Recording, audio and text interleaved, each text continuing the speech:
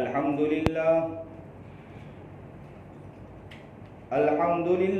نحمده ونستعينه ونستغفره ونؤمن به ونتوكل عليه ونعوذ بالله من شرور أنفسنا ومن سيئات أعمالنا من يهده الله فلا مضل له ومن يضلله فلا هادي له ونشهد أن لا إله إلا الله وحده لا شريك له ونشهد أن سيدنا ومولانا محمدا عبده ورسوله أما بعد فأعوذ بالله من الشيطان الرجيم بسم الله الرحمن الرحيم الحمد لله رب العالمين الرحمن الرحيم مالك يوم الدين إياك نعبد وإياك نستعين اهدنا الصراط المستقيم صراط الذين أنعمت عليهم غير المغضوب عليهم ولا الضالين صدق الله العظيم وصدق رسوله النبي الكريم ونحن على ذلك من الشاهدين والشاكرين والحمد لله رب العالمين اللهم صل على سيدنا محمد وعلى آل سيدنا محمد وبارك وسلم اللهم صل على سيدنا محمد وعلى آل سيدنا محمد وبارك وسلم اللهم صل على سيدنا محمد وعلى آل سيدنا محمد وبارك وسلم واجب الاحترام قابل ست تکریم بزرگان محترم، ہم نے بسم اللہ الرحمن الرحیم سے متعلق یہ سمجھا تھا، اس کے فضائل کو، اس کے مرتبے کو سمجھنے کی کوشش کی تھی. پھر بسم اللہ الرحمن الرحیم سے متعلق ہم نے اس کے وظائف کو سمجھنے کی کوشش کی اس کے دوسرے دن، اور تیسرے دن ہم نے کوشش کی اس کے اندر کیا نقطہ پیش کیا اللہ رب العزت نے، اس کے کیا خصوصیت ہے، اس کو سمجھنے کی کوشش کی. آج ہمیں سمجھنا ہے کہ اکثر و بیشتر لوگ بسم اللہ الرحمن الرحیم سے فائدہ اٹھانے کے بجائے 786 سے فائدہ اٹھانے کی کوشش کرتا ہے.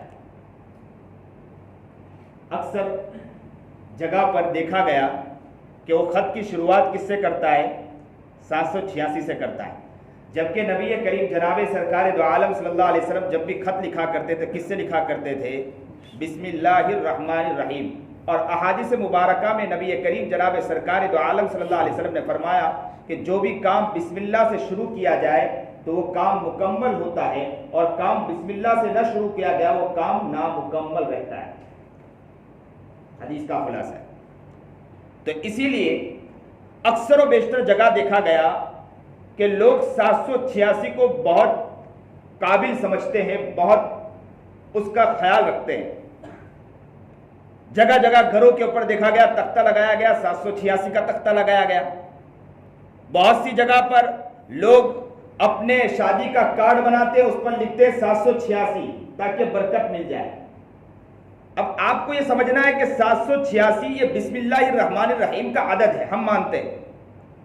ہم یہ سمجھتے ہیں کہ چلو اس سے برکت مل جاتی ہے، تو تھوڑی دیر کے لیے اپنے نام کے آگے بھی نمبر لگا دیں کہ اگر ہمارا نام ذاکر ہے تو ہو سکتا ہے کہ 553 نمبر ہوتا ہے ہمارا، تو کل سے بلایا جائے کہ ذاکر نام لے کر نہ بلایا جائے بلکہ یہ کہہ کر بلایا جائے 553 ادھر آ، ایک 660 ادھر آ، ایک 770 ادھر آ.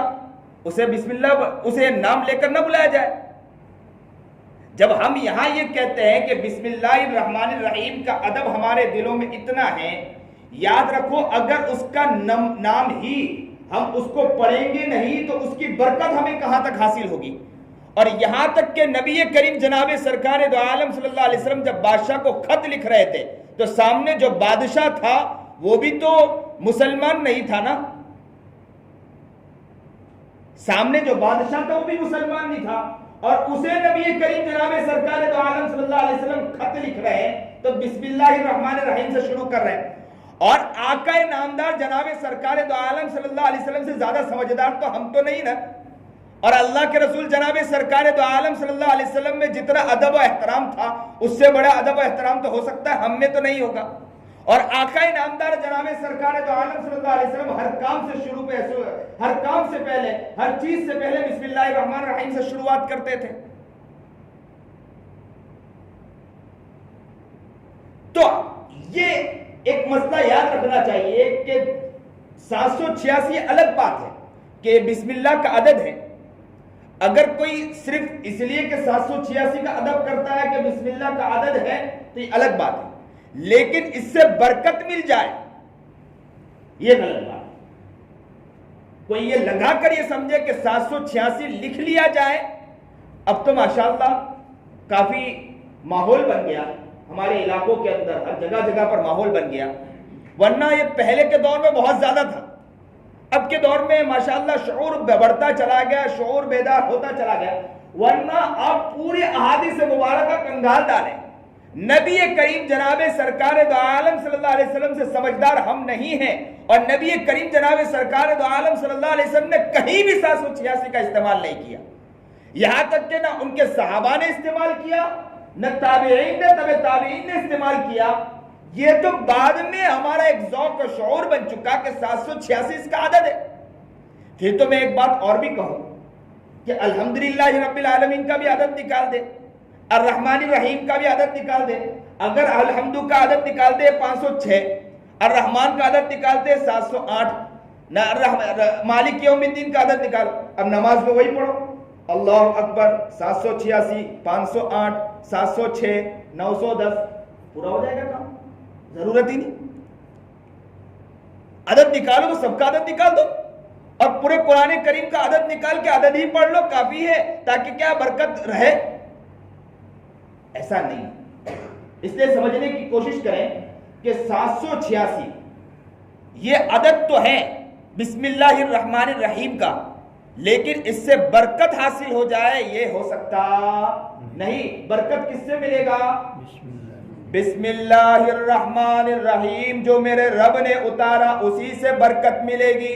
آقا نامدار جناب سرکار دو عالم صلی اللہ علیہ وسلم کی زبان سے جو گونجا ہے، نبی کریم جناب سرکار دو عالم صلی اللہ علیہ وسلم کی جو پیاری زبان سے نکلا ہے، نبی کریم جناب سرکار دو عالم صلی اللہ علیہ وسلم کے جو صاف شفاف زبان سے نکلا ہے، نبی کریم جناب سرکار دو عالم صلی اللہ علیہ وسلم کے چمکتے زبان سے جو نکلا ہے، جو بسم اللہ الرحمن الرحیم نکلا ہے، جو نبی کریم جناب سرکار دو عالم صلی اللہ علیہ وسلم کے قلب اطہر سے نکلا ہے، اسی سے برکت مل سکتی ہے۔ اس کے علاوہ اگر کوئی انسان کسی سے برکت حاصل کرنا چاہے نہیں حاصل کر سکتا۔ برکت ملے گی تو بسم اللہ الرحمن، کیا پیارا کلام ہے ہمارے پاس، اور سب سے پہلی آیت کہنے والے کہتے ہیں کتابوں میں لکھا ہے کہ آیت اتری ہے تو بسم اللہ الرحمن الرحیم ہے، کیونکہ نبی کریم جناب سرکار دو عالم صلی اللہ علیہ وسلم سے جب فرشتے نے کہا پڑھ تو کہا کہ اللہ کے نام سے پڑھ، تو یہ آیت بسم اللہ الرحمن الرحیم، اور بعض علماء نے تو یہاں تک لکھا ہے کہ جبرائیل امین جب پہلے خوابوں کے اندر اللہ کے رسول کو بتلایا جاتا تھا اور ملاقات ہوتی تھی تو ملاقات کے درمیان بسم اللہ الرحمن الرحیم پڑھنے سے تلقین دی گئی، اسی لیے نبی کریم جناب سرکار دو عالم صلی اللہ علیہ وسلم نے فرمایا کہ یہ آیت مجھ سے پہلے کسی انبیاء پر نہیں اتری ہے، صرف ایک نبی پر اتری ہے، وہ سلیمان علیہ نبینا علیہ السلام، انہو من سلیمان و انہو بسم اللہ الرحمن الرحیم۔ سلیمان علیہ السلام نے خط لکھا تھا، کس کو خط لکھا تھا؟ بلقیس کو خط لکھا تھا، اور خط کی شروعات کس سے کی تھی؟ بلقیس کون تھی؟ بلقیس بھی مسلمان نہیں تھی، لیکن خط سلیمان علیہ السلام کس سے لکھ رہے ہیں؟ نہیں سمجھدار تو ہم ہیں، انہو من سلیمان و انہو 786، بسم اللہ الرحمن الرحیم کی ضرورت ہی نہیں۔ تو سلیمان علیہ السلام نے بسم اللہ سے خط لکھا، اور جیسے ہی بسم اللہ الرحمن الرحیم سے خط لکھا، علماء نے یہاں لکھا ہے کہ اس کی برکت یہ نکلی کہ جیسے ہی بسم اللہ الرحمن الرحیم سے خط لکھا، اس کی برکت یہ نازل ہوئی کہ سلیمان علیہ السلام کی خدمت میں خود بلقیس آئی، اور نکاح بھی بلقیس کا سلیمان علیہ السلام سے ہوا۔ اور دوسرے نمبر پر برکت یہ نازل ہوئی کہ سلیمان علیہ السلام کو بلقیس کا جو پورا ملک تھا، وہ پورا کا پورا ملک حضرت سلیمان علیہ السلام کے قبضے میں آیا۔ جب ملک قبضے میں آتا ہے تو دین پھیلانا بہت آسان ہو جاتا ہے، اسلام پھیلانا بہت آسان ہو جاتا ہے۔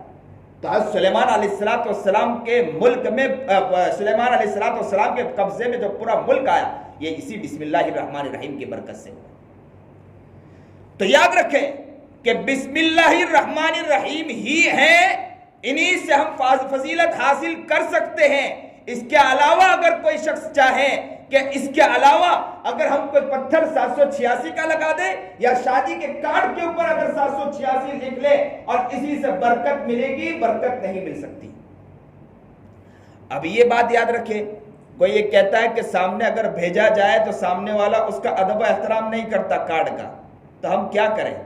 تو لکھنے والا خود سوچے کہ ہم کس کو بھیجنا ہے، ہم کو کسے نہیں بھیجنا ہے۔ جس کو بھیجنا ہے اگر وہ دیکھے کہ اس کے دلوں میں ادب و احترام نہیں ہے، تو وہاں پر اس طرح بسم اللہ الرحمن الرحیم لکھ کر نہ بھیجے، اور جس کے دل میں ادب و احترام ہے تو اسے بسم اللہ الرحمن الرحیم لکھ کر بھیجے، کیونکہ قدر آپ کے دل میں ہونا چاہیے۔ بشر حافی کا واقعہ آپ نے سنا ہے کہ وہ بشر حافی جو کوڑے دان میں اگر بسم اللہ پڑا ہے، اسے دھو کر جب اس طرح اس کو سنوارتا ہے اور اسے عطر لگاتا ہے، خوشبو لگاتا ہے، تو اللہ اس کو اس مقام تک پہنچا دیتا ہے کہ جس راستے پر اگر بشر چلتا ہے، اگر اس کے بشر کے چلنے پر اگر اس کے پیروں پر چپل نہیں ہے، تو وہاں جانوروں اور چوپائیوں سے اللہ کہہ دیتا ہے کہ جاؤ جانوروں اور چوپائیوں، کہ جاؤ اگر یہاں بشر چلتا ہے، میرا بشر جہاں چلے گا وہاں پر آپ استنجا نہ کریں، وہاں پر تم غلاظت نہ پھیلائیں۔ جب بشر حافی کو جہاں پر یہ بات کہی جاتی ہو اور اس کا نام اتنا بلند کر دیا جاتا ہو، اس کے مقام کو اتنا بلند کر دیا جاتا ہو، تو یاد رکھنا چاہیے کہ ہمیں بسم اللہ الرحمن الرحیم کی قدر ہمارے دلوں میں ہونا چاہیے کہ ہمیں کہاں بھیجنا ہے اور کہاں نہیں بھیجنا ہے۔ تو یہ ہمارا دل میں ادب و احترام ہونا چاہیے کہ بسم اللہ الرحمن الرحیم کو کس جگہ ہمیں بھیجنا چاہیے۔ اللہ ہمیں صحیح سمجھ عطا فرمائے، صحیح شوق عطا فرمائے، صحیح جذبہ عطا فرمائے، اس کا خیال رکھنے والا بنائے۔ اسی لیے لکھا ہے بسم اللہ الرحمن الرحیم کے بارے میں کہ پورے 24 گھنٹے ہوتے دن کے اندر، تو 5 گھنٹے تو نماز کے نکال لو، تو بچے کتنے گھنٹے؟ 19 گھنٹے۔ اور بسم اللہ الرحمن الرحیم میں حروف کتنے ہیں؟ 19 حروف ہیں۔ کہا گیا، کتابوں میں لکھا ہے کہ اگر کوئی شخص بسم اللہ الرحمن الرحیم کا ورد شروع کر دے تو اللہ تعالیٰ پورا دن اس کا بسم اللہ الرحمن الرحیم کی فضیلت میں لکھ دیتا ہے۔ الحمدللہ رب العالمین، تمام تعریفیں اللہ کے لیے جو سارے جہاں کا رب ہے۔ الرحمن الرحیم، بڑا مہربان نہایت رحم کرنے والا، مالک یوم الدین، قیامت کے دن کا مالک ہے۔ سورہ فاتحہ، سورہ فاتحہ کے کئی نام ہیں۔ ایک نام تو خود سورہ فاتحہ ہم پڑھتے ہیں۔ فاتحہ کیوں کہتے ہیں؟ کہ شروع کی چیز، اور قرآن کریم میں الحمد شروعات میں ہی ہے، اس لیے سورہ فاتحہ۔ اور کتابوں میں لکھا ہے کہ اقرأ بسم ربک الذی خلق، جب آیت اتری، 5 آیت اتری، اس کے بعد تھوڑے ہی دن کے بعد نبی کریم جناب سرکار دو عالم صلی اللہ علیہ وسلم پر سورہ فاتحہ اتری، پوری کی پوری سورت۔ پورے قرآن کریم میں سب سے پہلے اگر کوئی سورت پوری اتری ہے تو وہ کون سی اتری ہے؟ سورہ فاتحہ اتری، اور بہت بابرکت۔ اسی لیے کتابوں میں یہاں تک لکھا ہے کہ پورے قرآن کریم کا خلاصہ اگر آپ کو چاہیے ہو تو وہ سورہ فاتحہ میں مل جائے گا۔ اس لیے علماء نے یہاں تک بھی لکھا ہے کہ اللہ رب العزت نے جو تورات، انجیل، زبور اور جو چیز اتاری ہے اس کے اندر، وہ پورا کا پورا قرآن کریم میں اللہ رب العزت نے اتارا، اور قرآن کریم میں جو کچھ اتارا ہے وہ نبی کریم اللہ رب العزت نے سورہ فاتحہ میں اتار دیا۔ اس کا پورا خلاصہ سورہ فاتحہ کے اندر ہے۔ اسی لیے سورہ فاتحہ بھی کہا اور دوسرا نام ام القرآن، قرآن کی ماں، ام القرآن۔ اور والد ماں کا کام کیا ہوتا ہے؟ ماں کا کام کیا ہوتا ہے؟ زیادہ خیال رکھتی ہے، پورے گھر کا خیال، پورے گھر کا علم، پورے گھر کی معلومات، یہاں تک کہ برتنوں کی معلومات بھی ماں کو ہوتا ہے گھر کے۔ اسی لیے اگر کوئی برتن باہر چلا جائے، عورتیں جتنا خیال رکھتی ہیں کوئی نہیں خیال رکھتا ہوگا۔ سامان لا کر دینے والا مرد، چیزیں کرنے والا مرد، ساری چیزیں مردوں کی، اور خیال کون رکھتا ہے؟ عورتیں رکھتی ہیں۔ اگر کسی کے گھر ایک چھوٹا سا پلیٹ بھی چلا جائے، رکابی بھی چلا جائے، تو فوراً عورتیں پوچھتی ہے کہ پہلا نہ گھیر گھیلو چھے لینا ہو تمہیں، اتنا خیال رکھتی ہے۔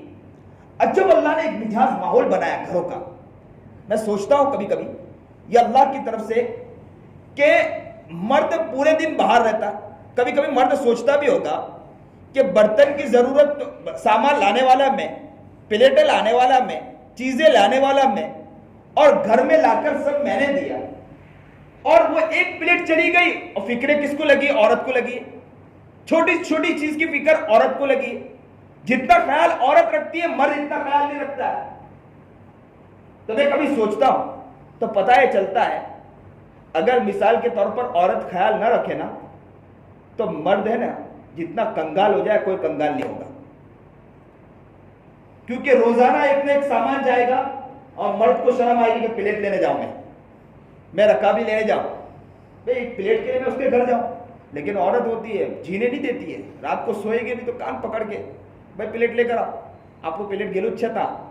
اتنا عورت کا خیال ہوتا ہے، وہ ایک ایک چیز کا خیال رکھتی ہے۔ تو ماں کا مادہ ہوتا ہے ایک ایک چیز کا خیال رکھنا، اور سورہ فاتحہ نے پورے سورہ فاتحہ کے اندر پورے قرآن کریم کے احکام کو، عقائد کو، عقیدت کو، شریعت کو، سنت کو، ساری چیز کو سورہ فاتحہ نے اپنے اندر عکس کر لیا۔ جس طرح ماں ایک ایک چیز کا خیال رکھتی، بچوں کا خیال، گھروں کا خیال، باہر جانے والے فرد اگر گھر سے جاتا ہے تو اس کا خیال ہر اعتبار سے، تو ام القرآن جو کہا گیا کہ پوری چیز کا ایک خیال رکھا ہوا ہے۔ سبع مثانی بھی کہا گیا سورہ فاتحہ کو، سبع مثانی ہے، بار بار اس کی تلاوت کی جاتی ہے۔ آپ ہر نماز کے اندر دیکھو سورہ فاتحہ ہی پڑھی جاتی ہے، ہر نماز میں سورہ فاتحہ، اس لیے اس کا ایک نام سبع مثانی بھی رکھا گیا ہے، اور ایک نام کافیہ، کنز، بہت سارے نام ہیں سورہ فاتحہ کے۔ تو قرآن کریم فرماتا ہے الحمدللہ رب العالمین، تمام تعریف اللہ کے لیے جو سارے جہاں کا رب ہے۔ الحمد، یہاں پر حمدللہ رب العالمین بھی پڑھ سکتے تھے۔ الحمد معرفہ ہے، عربی گرامر ہے کہ الف لام سے شروع کیا گیا۔ الف لام اگر نہ لگایا جائے تب بھی تعریف کا معنی ہے، اور لگایا جائے تب بھی تعریف کا، لیکن اگر الف لام لگایا جاتا تو اس کے اندر خصوصیت پیدا ہو جاتی ہے، یعنی خاص اللہ ہی کی تعریف، یعنی خاص تعریف، اللہ کی خاص تعریف۔ اب تعریف کے بارے میں ذرا سمجھیں، بہت میں آسانی سے سمجھانے کی کوشش کروں گا انشاءاللہ، کہ اگر صرف حمد لگاتے تو تعریف ایک تعریف ہوتی، یا دو تعریف ہوتی، یا چار تعریف ہوتی۔ الحمد سے تمام تعریفیں مراد لے لی گئی۔ یاد رکھیں اگر کوئی انسان خدمت کرتا ہے، خدمت خلق، تو اس کی تعریف کتنی ہے؟ ایک ہی تعریف ہے۔ اگر کوئی آدمی کوئی جگہ کلر لگایا تو بہت خوبصورت کلر لگایا تو اس کی تعریف ایک ہی ہے۔ اگر کسی انسان نے کسی کی خدمت کر لی یا کسی کی طرف ہنس کر دیکھ لیا تو اسی کی ایک تعریف ہے۔ لیکن اللہ رب العزت تمام تعریف کے لائقات ہے، کیونکہ جتنا اللہ یہ آسمان اور زمین اور آسمان اور زمین کے درمیان جو کچھ ہے، جنات اور ساری کائنات کو بنانے والی ذات اگر ہے تو کس کی ہے؟ اللہ ہی کی ہے۔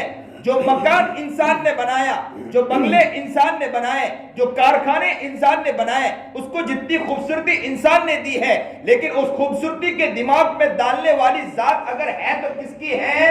اللہ ہی کی ہے۔ ان آنکھوں کو بنانے والی ذات اللہ کی، اس زبان کو بنانے والی ذات اللہ کی، اس ہاتھ اور پیر کو بنانے والی ذات اللہ کی، اور بہترین کاریگری اگر کسی کے دماغ میں ڈالنے والی ذات ہے تو اس خالق کی ہے، اللہ رب العزت کی ہے۔ اسی اللہ نے بنائی ہے، ساری کائنات اس نے بنائی ہے، کائنات کا ذرہ ذرہ اس نے بنایا ہے، ساری خوبصورتی دینے والی ذات اسی کی ہے۔ تو اسی کے بارے میں کہا گیا الحمدللہ، تمام تعریفیں اسی کے لیے۔ اگر کسی کے لیے تعریف کی جائے گی تو 1 تعریف، 2 تعریف، 3 تعریف، لیکن میرے رب کی تعریف کی جائے گی تو مکمل تعریف کی جائے گی. صرف 1 تعریف کا محتاج نہیں ہے، 2 تعریف کا محتاج نہیں ہے، 3 تعریف کا محتاج نہیں ہے، 4 تعریف کا محتاج نہیں ہے. اور انسانوں کے دماغ میں سے نکال دیا یہ باتیں کہ یاد رکھو تمام تعریفیں جب اسی کے لیے ہے تو رب العالمین، تو جب تمام تعریفیں اسی کے لیے ہے تو سارے جہاں کا رب ہی تو وہی ہوگا. پھر اب یہاں ایک خاص بات بتلا دی کہ جب تمام تعریفیں اس کی ہے تو سارے جہاں کا رب تو وہی ہوگا. پھر تو جب سارے جہاں کا رب وہ ہوگا تو عبادت پھر کس کی جائے گی؟ کیا پیارا کلام یار، کوئی سمجھنے کی کوشش تو کرے. اسی لیے تو کہا نا کہ سورہ فاتحہ پورا قرآن کریم، میں دیکھتا ہوں تو سوچتا ہوں کبھی کبھی کہ یہ پورا قرآن کریم 30 پارہ مکمل صرف سورہ فاتحہ کے اندر کس طرح. تو اگر کوئی سمجھے تو اس کو سمجھنے کی اگر کوشش کرے تو اسے معلوم ہوگا صحیح معنی میں سورہ فاتحہ کے اندر پورا قرآن کریم.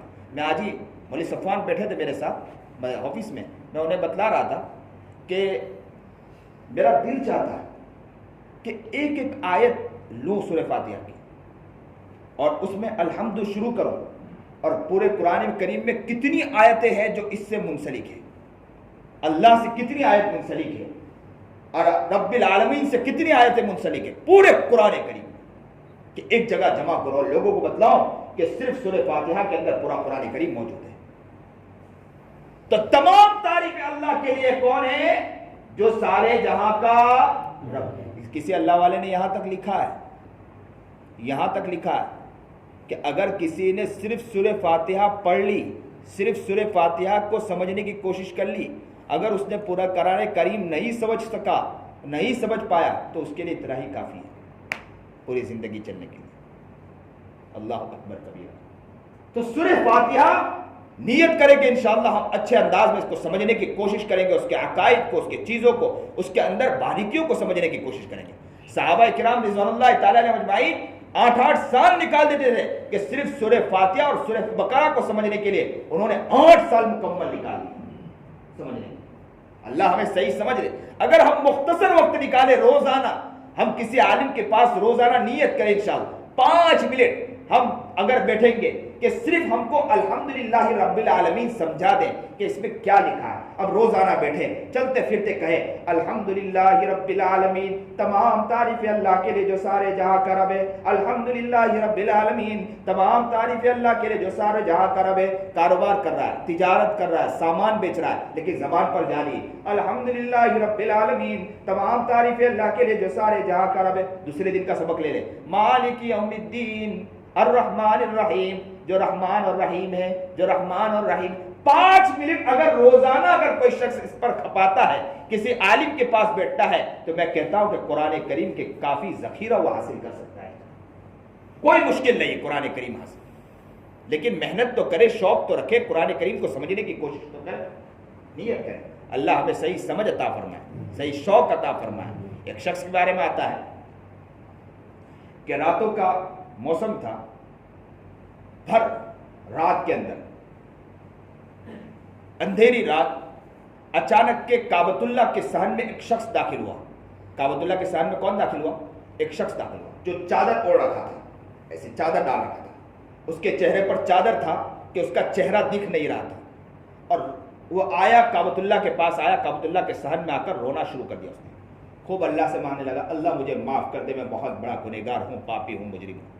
کہتے ہیں کعبۃ اللہ کے صحن میں سارے لوگ اس کو دیکھنے لگے کہ وہ ایسا رو رہا تھا، ایسا رو رہا تھا، لگتا تھا سب کے سب بڑا گنہگار اگر کوئی شخص ہے تو یہی. اور وہ کیا کہہ رہا تھا لفظ معلوم؟ وہ یہ کہہ رہا تھا اللہ سے کہ اے اللہ، جتنے دنیا میں انسان تو نے پیدا کیے اس سے زیادہ گناہ میرے ہیں. اللہ سمندر میں جتنے پانی کے ذرات ہیں اس سے زیادہ گناہ میرے ہیں. اللہ درختوں پہ جتنے پتے ہیں اس سے زیادہ گناہ کس کے ہیں؟ میرے. اور یہ کہتا جا رہا تھا، روتے جا رہا تھا، آنکھوں سے آنسو بہتے جا رہے تھے اور تڑپ رہا تھا کہ اللہ اگر تو نے مجھے معاف نہیں کیا تو مجھے معاف کرنے والا کون ہے؟ مجھے معاف کرنے والا کون ہے؟ اور روتا رہا، گڑگڑاتا رہا. اتنا مانگا اتنا مانگا اتنا مانگا کہ صحن کے اندر، کعبۃ اللہ کے صحن کے اندر جتنا مجمع تھا وہ ساروں قطار رونے لگا کہ اس شخص ہے کون کہ اس طرح مانگ رہا ہے اور اتنے رب کو. تو وہ ایک اللہ والے تھے جو دور کھڑے ہو کر دیکھ رہے تھے، وہ فوراً اس کے قریب گئے اور اس کا ہاتھ اس کو پکڑا اور اس کا بازو پکڑ کے کہنے لگے کہ بھائی تو کون ہے کون تو اس طرح معافی مانگ رہا ہے کہ تیرے رونے نے سب کو رلا دیا ہے. چرند پرند بھی رونے لگ گئے کہ تیرے رونا اس طرح رونا ہے کہ جس کے رونے نے سارے مجمع کو رلا دیا ہے. تو کہا وہ شخص اپنے اس میں مگن تھا اور وہ مانگ ہی رہا تھا اور کہہ رہا تھا اللہ مجھے معاف کر دے، تجھ سے زیادہ معاف کرنے والا مجھے کون ہے، تجھ سے زیادہ مجھے معاف کرنے والا کون ہے، میں بہت بڑا گنہگار ہوں، چرند پرند دنیا میں اتنے نہیں ہوں گے اس سے زیادہ میرے گناہ. معافی مانگتا رہا. لیکن وہ شخص، وہ اللہ والے، پھر اس کا بازو پکڑ کر ہلایا اور کہا کہ کہہ تو صحیح تو کون ہے، اگر تو مجھے اپنا نام بتلائے گا تو میں تیرا نام لے کر اللہ سے کہوں گا کہ میری عبادت بھی تو اس کے لیے لکھ دے اور تو اسے معاف کر دے. لیکن وہ شخص بس روتا رہا. وہ اللہ والے بار بار کہتے رہے کہ بھائی تو اپنا چہرہ دکھا، تو اپنا نام بتلا، میں تیرا نام لے کر اور تیرے چہرے کو اللہ کے سامنے پیش کر کے کہوں گا کہ اے اللہ میری عبادت بھی اس کے لیے لکھ دے، میری ساری چیزیں تو اس کے لیے لکھ دے اور اسے تو معاف کر دے. اور تجھ سے گناہ کیا ہوا کہ تو اتنا معافی مانگتا ہے؟ لیکن وہ روتا رہا، مانگتا رہا، لیکن وہ بتلانے کے لیے تیار نہیں. وہ کہتے ہیں اللہ والے کہ جب دیکھا کہ بہت زیادہ زار و قطار اور پورے حرم شریف کے اندر سارے کے آنکھوں سے آنسو جاری ہو گئے، سارے تڑپنے لگے، مچلنے لگے کہ اس آدمی کے رونے کو دیکھ کر سارے کے آنکھوں سے آنسو جاری ہو گئے. تو وہ اللہ والے نے دیکھا کہ لوگ بھی رو رہے ہیں اور یہ بندہ بھی اپنے آپ کو اللہ کے سامنے مگن اور خوب روئے اور کعبۃ اللہ کو پکڑ کر اس کے چادر کو پکڑ کے زار و قطار رو رہا تھا. تو اللہ والے نے اس کے چادر کو یوں پکڑ کر کھینچا کہ دیکھو تو صحیح کہ ہے کون. جیسے اس کا چہرے سے چادر ہٹی تو نکلا کون من؟ کوئی اور نہیں نکلا، امام زین العابدین رحمت اللہ علیہ حضرت علی رضی اللہ عنہ تھے، نواسے نکلے. اور وہ امام زین العابدین جو وقت کا بہت بڑا ولی، وقت کا بہت بڑا قطب، وقت کا بہت بڑا ابدال، وقت کا بہت بڑا مفسر، وقت کا بہت بڑا قرآن کریم کو سمجھانے والا اور وقت کا بہت بڑا ماہر، وقت کا بہت بڑا تابع، وقت کا بہت بڑا ابدال امام زین العابدین، جو اللہ سے کعبۃ اللہ کو پکڑ کر زار و قطار یہ کہہ رہا تھا کہ اللہ انسان کب ہوں گے اس سے زیادہ گناہ میرے ہیں، اے اللہ پتے کب ہوں گے اس سے زیادہ گناہ میرے ہیں، سمندر میں پانی کے قطرات کب ہوں گے اس سے زیادہ گناہ میرے ہیں. اللہ اکبر کبیرہ. امام زین العابدین جیسا انسان جو اتنا بڑا وقت کا ولی، قطب اور ابدال، جب اس کے اتنے سارے علم اور اتنی ساری صلاحیت ہونے کے باوجود وہ اللہ سے اس طرح مانگتا ہو تو ہمیں تو کتنا مانگنا چاہیے. اللہ ہمیں صحیح سمجھ عطا فرمائے، صحیح شوق عطا فرمائے، صحیح جذبہ عطا فرمائے. اللہ سے وہ مانگنے کا ذوق، وہ مانگنے کا سلیقہ عطا فرمائے. پورے علاقے کو میں دعا کرتا ہوں اس علاقے کے لیے بھی کہ اللہ اس علاقے کا ایسا علاقہ بنا دے کہ یہاں سے قطب پیدا ہو انشاءاللہ، یہاں سے ابدال پیدا ہو، یہاں سے انشاءاللہ آپ کے نسلوں میں کوئی ایسا فرد پیدا ہو کہ یہاں کے پورے علاقے کے ماحول کو بدل کر رکھ دے، کہ وہاں کی اگر ایسا فرد یہاں پر پیدا ہو کہ ایسے آپ کے بچوں میں، آپ کے نسلوں میں ایسے اولیاء پیدا ہو کہ وہ ایک اللہ کی ضرب لگائے، اللہ اللہ اللہ، دھرتی ہل جائے، آسمان ہل جائے، اللہ کہنے پر مجبور ہو جائے کہ میرا بندہ مجھے زمین پر پکار رہا ہے. وہ اگر پکار رہا ہے تو کڑسٹ گاؤں کے اندر پکارنے والا پکار رہا ہوگا. اللہ آپ کے نسلوں میں وہ افراد پیدا فرمائے. لوگوں قدر کر لو انشاءاللہ. اگر آپ کے دل میں قدر ہے، آپ کے دل میں اگر خیال ہے تو اللہ سے دل ہی دل میں دعا کرو کہ اللہ ہمیں قبول کر لے. بہت غفلت میں ہم نے زندگی گزاری ہے، بہت ادھر ادھر کے عیاشی میں ہم نے زندگی گزاری، اب صحیح معنی میں قدر کر لیں. میں ہر جگہ کہا کرتا ہوں، میرے جہاں بھی بیانات ہوتے ہیں میں ہر جگہ کہا کرتا ہوں کہ لوگوں ہم کو اس بارے میں فکر کرنی ہے. کیا فکر کرنی ہے؟ اس بات کی فکر کرنی ہے، اس چیز کی کوشش کرنی ہے، اس چیز کی محنت کرنی ہے اور اس چیز کی طرف توجہ دینا ہے کہ یاد رکھنا ہے کہ بیانات ہمارے بہت ہو رہے ہیں، بہت سے جگہ پر بیانات ہو رہے ہیں، سمجھایا جا رہا ہے، بہت سی جگہ بتایا جا رہا ہے، لیکن اگر یہی بیانات لیکن ہمارے اندر سلیقہ نہیں پیدا ہوا تو ہمیں کوئی فائدہ نہیں. اللہ ہمیں صحیح سمجھ عطا فرمائے، شوق عطا فرمائے. تو ہمیں سمجھنے کی ضرورت ہے.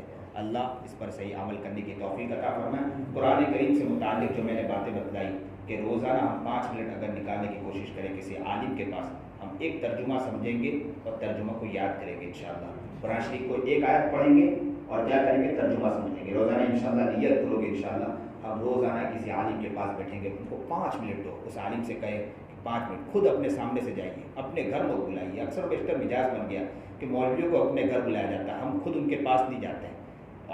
عقیدت ہونا چاہیے، قدر ہونا چاہیے۔ امام بخاری تو جگہ جگہ گھومے تھے، یہاں تک کہ آنکھیں بھی چلی گئی تھی، اور ہم لوگ ہیں کہ ہم ان کو بلاتے ہیں اپنے گھر، اور صاحب ابھی جاؤ نہیں تو میں گھر آٹلا پہا آپ ہی دے۔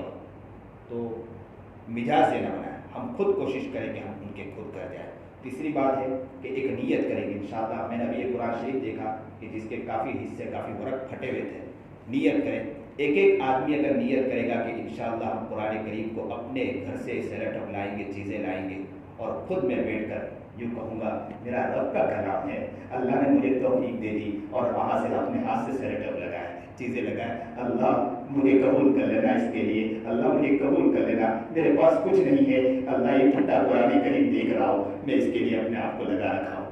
ہر آدمی نیت کرے انشاءاللہ، ایک آدمی نیت کرے گا تو ہر قرآن کریم بھی بہترین ہوں گے۔ اور جب بھی قرآن کریم کو کہیں بھی دیکھے بہت عشق و مستی میں آ جائے، محبت میں اور پیار میں آ جائے۔ ہر انسان نیت کرے کہ انشاءاللہ قرآن کریم کا ہم ادب و احترام کریں گے اور قرآن کریم کو پیارا بنانے کی کوشش کریں گے انشاءاللہ۔